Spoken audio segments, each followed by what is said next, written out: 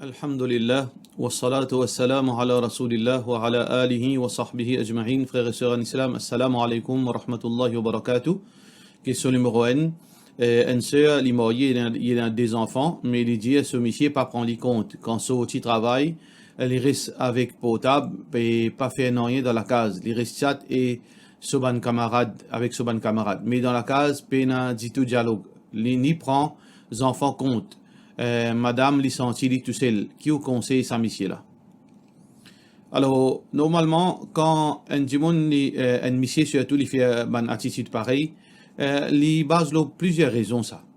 Et parfois, arriver ou mal choisir au partenaire, parfois, arriver précipité pour marier, parfois, madame précipité pour marier, pas guetter ce que je peux compatible avec monsieur, ou bien parfois, monsieur précipité pour marier, je pas guetter ce que je peux compatible avec madame, et ensuite, quand on finit marier, vous n'avez pas senti sa relation, sa bonne, qui est entre monsieur et madame. Là, chacun vit la vie comme vous envie.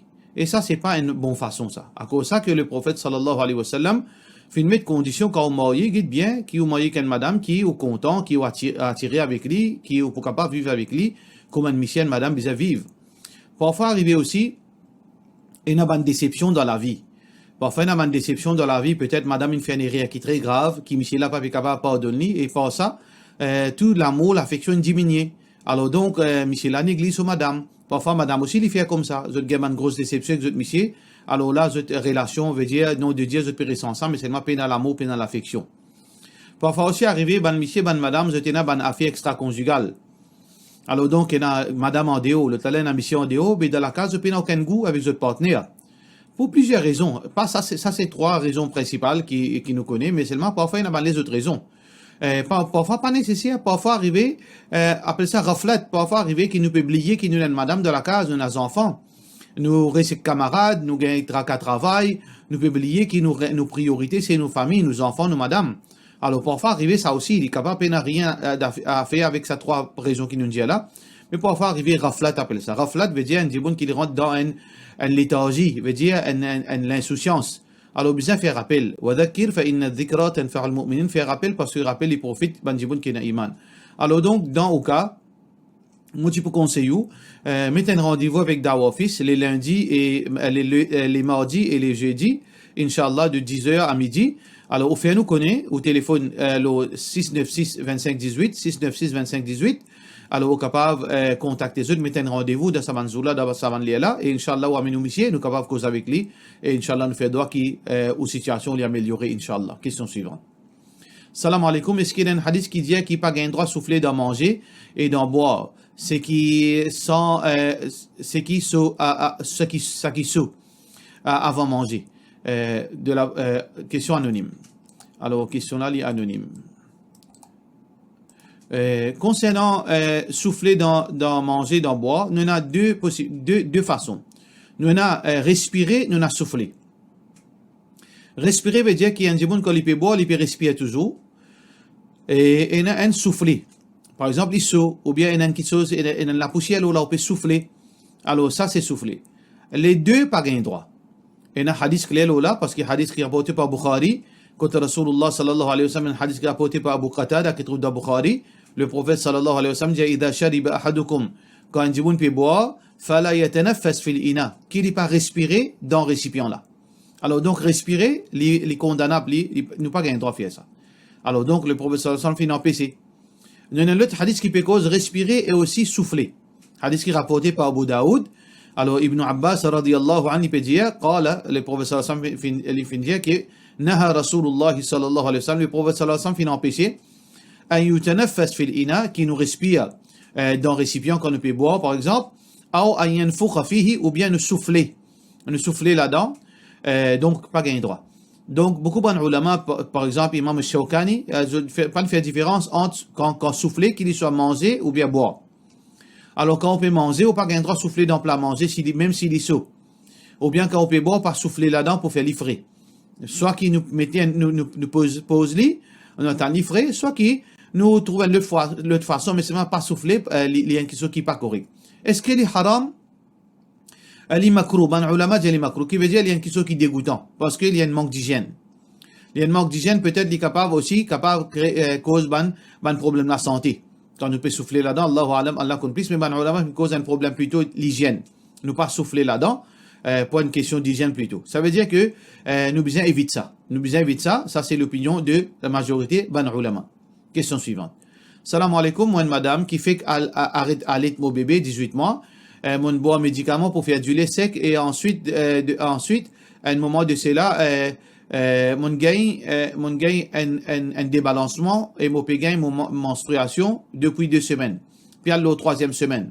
Mon question c'est que est-ce que mon besoin compte comme ma maladie soit haid vu qu'il m'a connaissance qu'après 10 jours saillement c'est maladie besoin faire namaz. Normalement, s'il y a un débalancement, ou besoin connaît ou normalement ou période comme c'était. Si ou période par exemple 7 jours, là on fait un débalancement. Alors ça débalancement là, ça qui ou besoin connaît, ou besoin guetter ça saignement qui peut saigner après sa 7e jour là.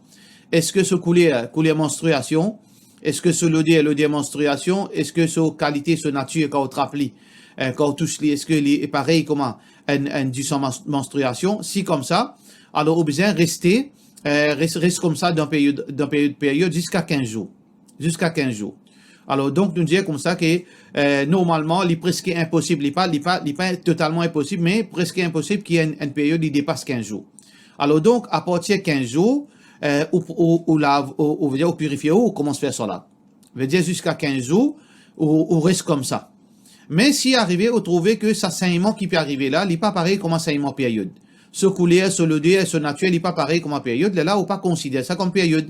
Ça veut dire, au bout de 7 jours, qui trouve sa descendance, sa qualité fin sensée, ce leudé, ce naturel fin sensé, ça veut dire, là, on finit faire au roussel le 7e jour, on commence à faire au salat, même si c'est un saignement. Ça veut dire, c'est pas saignement période.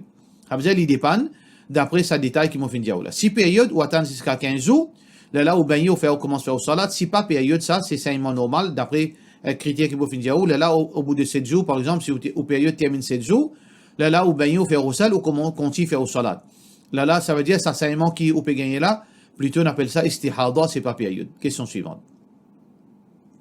Salam alaikum, est-ce qu'il y a plusieurs qualités iqama?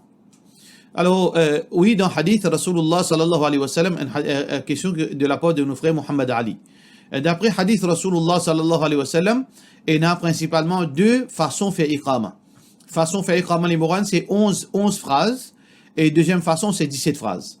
11 phrases, c'est quoi? C'est que nous disons 2 fois Allahu Akbar, Allahu Akbar, Allahu Akbar, Ashhadu an la ilaha illallah, Ashhadu anna Muhammad Rasulullah, Hayya ala salah, Hayya al falah, Qad qamati salat ou Qad qamati salat 2 fois, Allahu Akbar, la ilaha illallah. Quand on compte ça, il fait 11 fois. Et ça, l'opinion de Imam Malik, Imam Shafi'i, Imam Ahmed. C'est-à-dire pour eux, iqama, c'est 11 phrases. Basant le hadith, alors donc qui est rapporté par Anas ibn Malik radiyallahu anhu, qui est le prophète sallallahu alayhi wa sallam, qui peut dire umira Bilal, que Bilal finit ordonné an yashfa' al-adhan, qui lui fait azan, veut dire 2 par 2, veut dire 2 phrases, il répète une phrase 2 coups, wa yu'tira al-iqama, mais par contre iqamat il fait une seule fois. Ça hadith ça trouve dans Bukhari. Par contre il y a l'autre version c'est 17 fois, pareil comme un azan. En plus c'est qad qamati salat. Pareil comme azan, mais entre saban hayya ala salah, hayya ala falah, et na qad qamati salah. Et na 17 phrases. Alors ça, c'est l'opinion de Imam Abu Hanifa rahmatullahi alayhi, basé sur un hadith qui trouve d'Abu Daoud, que le prophète sallallahu alayhi wa sallam veut dire rapporté par Samura, veut dire Abu Mahdura, Samura ibn Muhayr. Alors il dit que al-adhan 19 kalima, azan il y a 19 phrases, ou l'iqama 17 kalima, alors que iqamat il y a 17 phrases. Ça c'est l'opinion de Imam Abu Hanifa rahmatullahi alayhi. Mais qui nous fait en ça de là? Alors ban ulama dit nous voyons, parfois nous fait un coup, parfois nous fait sanala, parfois nous fait le dala, parfois nous fait sanala. Ça c'est l'opinion plus authentique. Question suivante. Assalamu alaikum, est-ce qu'il nous besoin de mettre un t-shirt pour couvrir nous les corps net quand nous peut nager dans la mer? Est-ce que monsieur et madame musulmans gagnent droit de nager côté une place qui a beaucoup de monde? Donne une explication là. Alors, monsieur pas besoin de mettre un t-shirt pour couvrir sur les corps.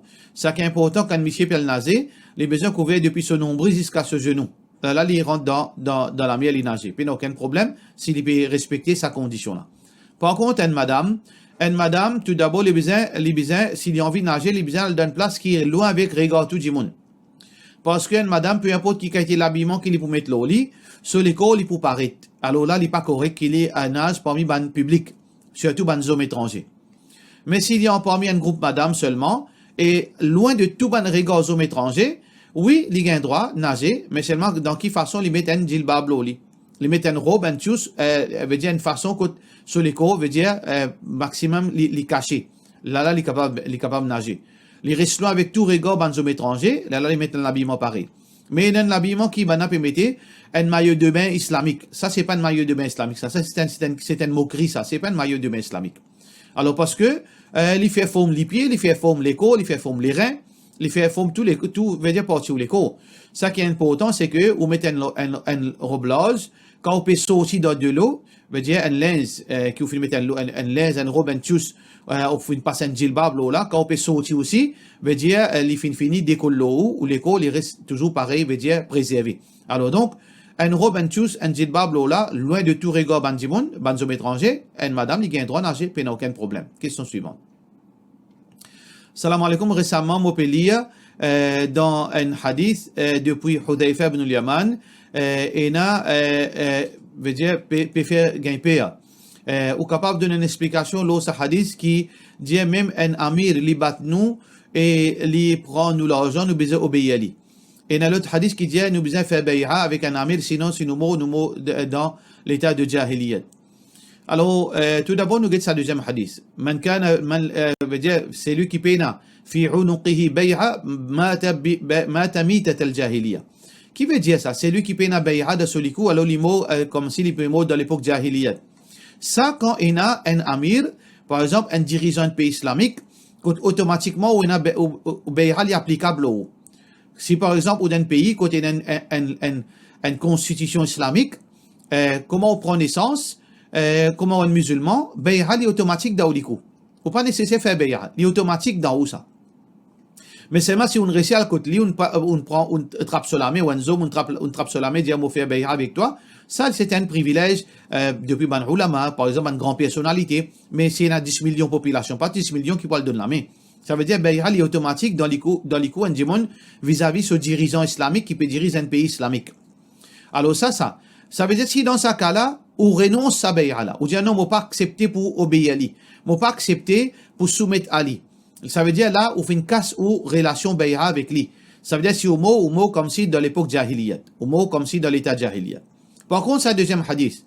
Quand le prophète sallallahu alayhi wa sallam peut dire, فَإِنْ كَانَ فِي الْأَرْضِ خَلِيفَةً, si arrivé un khalifa dans la terre, un calife, جَلَّدَ ظَهَرَكَ, et il bat ta coup de fouet tous les deux, وَأَخَذَ مَالَكَ, et il prend tout l'argent, فَأَطِيعُهُ, obéis-lui.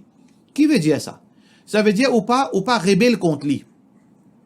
Nous pas qu'un droit rebelle contre un dirigeant d'un pays musulman qui peut appliquer la loi islam. Qui peut appliquer la loi islam, nous n'a pas rebelle contre un dirigeant islamique parce que des gars qui lui pour faire, des autres qui savent pas arriver, il pour plus plus grave. À cause ça que nous péguetli dans ce raison plus grand. Veut dire nous pas péguetli à titre individuel. Ce bénéfice plus grand, c'est que nous pas rebelle contre l'autorité parce que nous pouvons déstabiliser l'État islamique. Alors donc, nous pas rebeller. Mais si par exemple, un dirigeant coquin ou l'argent, un dirigeant bateau, et dans la cour en islam, pas veut dire qu'il ou besoin rester tranquille, non. Ou dans la cour, ou capable de faire complète, qu'il y ait un dimoun, qu'il soit un dirigeant, qu'il soit n'importe qui s'en a, fin coquin ou l'argent, ou bien fin bateau, la loi fait jugement d'après l'islam. Et personne pas au-dessus de la loi. Qu'il soit les rois, qu'il soit la reine, qu'il soit un prince, qu'il soit un amir, qu'il soit un sahaba, personne pas au-dessus de la loi. Alors donc, il n'y a aucun problème avec ce hadith. Ça veut dire nous pas qu'un droit rebelle contre l'autorité, et même si arrivé l'in coquin nous l'argent, même qu'il est fin battre nous, mais en même temps, nous pas rebelle l'oli, nous gagnons droit, faire complète au niveau la cour, que veut dire, nous réclame modu d'après un channel qui est légal, qui l'islam fin approuvé. Il n'y a aucun problème. Question suivante. Salam alaikum. Moi tout le temps fait dua dans sijda. Et moi fait dua dans tahajjud dans sijda même.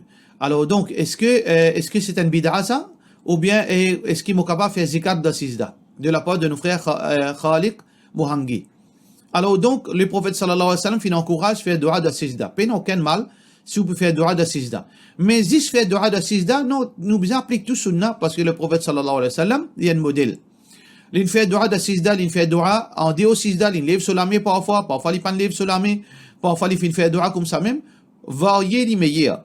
Variez les meilleurs parce que là, nous appliquons tout sunna. Mais au pas ne fait aucun bid'a, mais seulement les types bons qui parfois ou lèvent la main ou demandent Allah subhanahu wa ta'ala. Et pas seulement de sijda ou lèvent la main, ou fait dua aussi, ça aussi, les films pratiqués par Rasulullah sallallahu alayhi wa sallam. Azkar de sijda. Azkar, c'est seulement azkar qui le prophète sallallahu alayhi wa sallam fait. De sijda, subhana rabbiyal a'la, de subuhun quddusun rabbul malaikati wal ruh, ou bien subhanallah wa bihamdihi subhanallah al-azim. Il y a plusieurs azkar qui nous capables. Mais, nous lions par exemple, La ilaha illallah wahdahu la sharika la lahul mulku wa lahul hamdu wa ala kulli shay'in qadir. Ça c'est un adhkar. Est-ce que nous lions de sijda? Non. Parce que le prophète sallallahu alayhi wa sallam pas lié ça adhkar là de sijda. Concernant adhkar, nous lions ça que le prophète sallallahu alayhi wa sallam fait lié de sijda. Mais concernant dua, nous lions dua de sijda, nous lève nous la met aussi et nous voyons. Ça les meilleurs. Pour cela nous disons wassalamu alaykum wa rahmatullahi wa barakatuh.